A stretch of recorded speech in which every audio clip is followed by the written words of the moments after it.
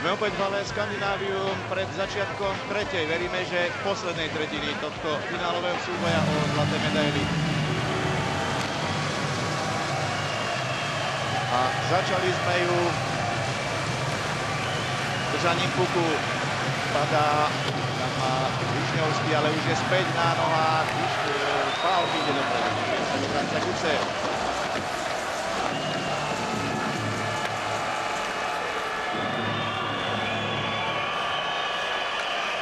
Neprešiel cez nášho Hecla, ale Rusi určite budú sa snažiť na začiatku tretiny čo najskôr znížiť. Hecl hrá bez prilby, musí rýchle na strieľačku, aby to nebol trest. Našťastie to Rado Hecl spravil veľmi dobre.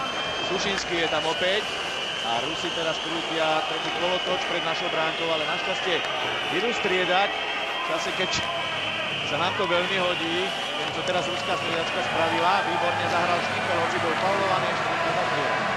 Dobre podržal pálky. Smrek, aj vystriedame. Dobre teraz pracoval Milo, ale pozor na Afinogenova. Naľavo je Ľašenko. Afinogenov. Dobre zblokovali sme jeho strelu zásluhou Štrbáka. A vyhadzujeme. Nie. Afinogenov. Antipov. Lenko. No, nepríjemná situácia, gól. Bože, ani neviem, ako ten gól padol, ani Lašák to určite nevie. Ruský útočník tam bol na chvíľu sám pred bránkou. Puk sa k nemu odrazil a Petkov hokejky zasiahol ruský útočník, ten puk po strele Kalinina. A potom Velko Antipov na začiatku tretej tretiny, pozrite sa.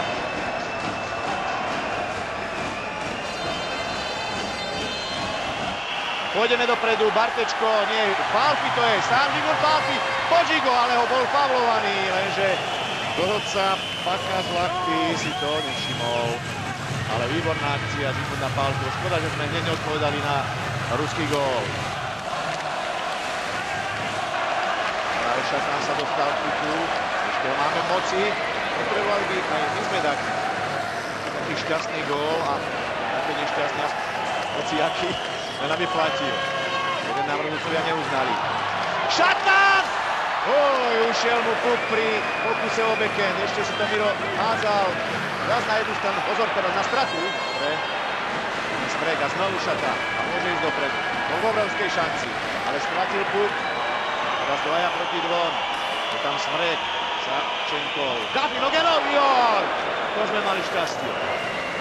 Keď sa na to pozrieme ešte raz, obišiel Vyšetkieviča, respektíve prihral mu krásne, myslím, že Bartečko, ale bol to ruský obranca, ktorý vypichol nášmu hráčovi puk. A tam bola šanca Afinogenova. Javikín. Zakonský. Výborne Hlinka, aspoň na chvíľu. Šatán, vlastne Lašák to bol, už sa mi to pletí, ale Lašák v poslednej chvíli zachytil puk. Hra je prerušená, ale ruský tlak sa stupňuje. Musíme vydržať a musíme odpovedať čo najrýchlejšie gólom. A tu máme záber známostia Slovenského národného povstania, fanúšikovia slovenského týmu, ktorý je počuť, podobne ako hale Scandinavium. Hrali sme boli, výborne to teraz naši urobili, ale že sa fanúšikovskému neodrazilo. Postavené hokejky za Volkswagen. Prokopiev. Tu si sťahujú hru na tri formácie. Sušinský, ten výborný Korčuliar ide cez Mila, ale ten čisto vynikajúci Dušan Milo.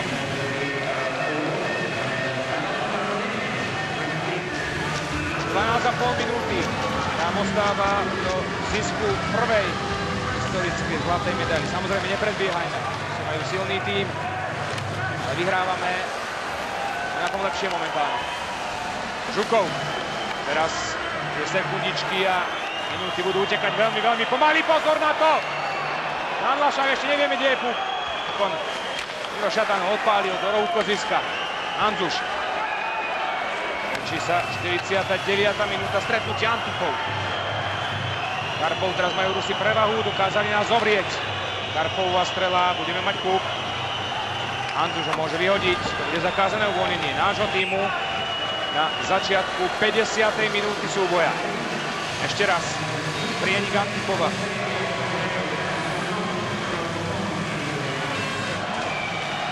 Poslali Pavlikovského s krídlami do obrany, potom Štrbáka s Milom.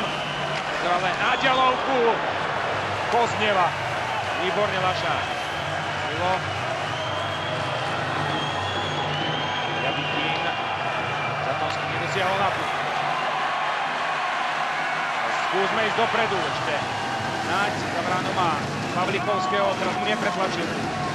Si iba vyhadzujú Dušan Milo. Je prvý pri puku. Budeme hrať teraz spoľahlivo, Milo tam máči na druhej strane Štrbáka, ale rozhodol sa radšej vyhodiť do stredného pásma na istotu. Udín. Robustný obranca ruského týmu si striedajú. Poďme opäť Vjašenku formáciu s neúnavným Achunogenovom. A teraz sme takmer získali puk. Začína sa záverečná 10 minútovka. A budeme potrebovať všetku podporu, ktorá je na Slovensku. Všetku vašu priazeň, všetku vašu vieru, všetko vaše presvedčenie, že Slovensko musí vyhrať tento zápas. Ale aj Rusi, že vynikajúci hokejisti, pridávajú, stupňujú tlak, stupňujú tempo. A teraz naši dobre zahrali, poďme dopredu. Šanca naši, škoda tej prihrávky na Zsigmunda Pálkyho, ktorá sa od Štimpelovej hokejky nedostala nášmu ostrostrelcovi. Pozor na Rusov. Ale dobre sme zahrali telom. Hecel. Rusi neudržali, je tu Peter Bondra. 2 na 1, nie 2 na 2. Je tam Peter Bondra a Pálky.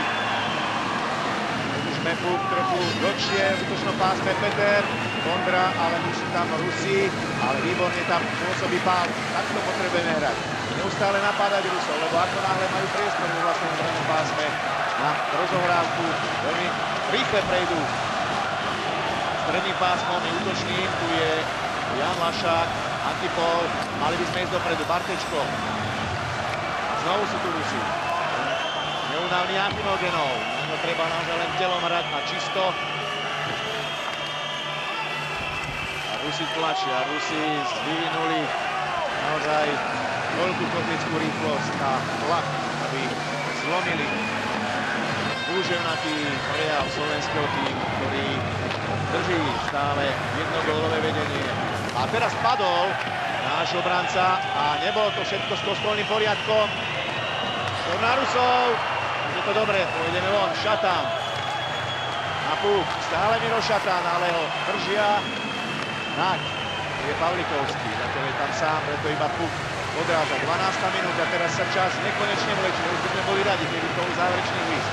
Ale ešte musíme prežiť veľa starostí, aby sme sa mohli v závere tešiť. Pozor na Rusov, výborne Lašák, pripravený na to, že Rus z otočky vystrelí. Nebude to zakázané uvoľnenie, môžeme vystriedať. Opäť tam máme Štimpelovú formáciu. Zdá sa, že Linkovú už tréner náľad neposiela. Hra je prerušená, Julin prechádzal, ale Peter Bondra šikovne hodil hokejku do dráhy puku. Potrebovali by sme, aby Rusi urobili chybu. Musíme si však v prvom rade dávať pozor na vlastný. Znovu Achinogenov. Dobre, Hecel, zblokovali ho strelu, je tu Višňovský, ale Rusi udržali pásmo. Rýchle ten puk dole z toho potrebného rámu mantinelu. Hecel, striedame. Ešte Pálky, nakoniec prišiel Hlinka s Handrušom. Zadarmo sme odovzdali puk, ale výborne. Urobil to Handruš, ale Višňovský nevyhodil. Nedávajme súperovi zadarmo puk, Antipov je tu. Ale Antipov, Hlinka mu nestačí. A Rusi vyvíjajú strašný, neskutočný tlak. A teraz môžeme, vyhoďme. Nepodarilo sa nám to. Ani na dvakrát. Už sa Rusom nemôže tak dariť. Všetky puky sa k nim odrážajú. Chlapci, zabojujte, tu je Hecel. Dobre, padol Hecel. Podržia, Handruš. Dobre, vyhodil to takticky. Nie na zakázané uvoľnenie. Potrebujeme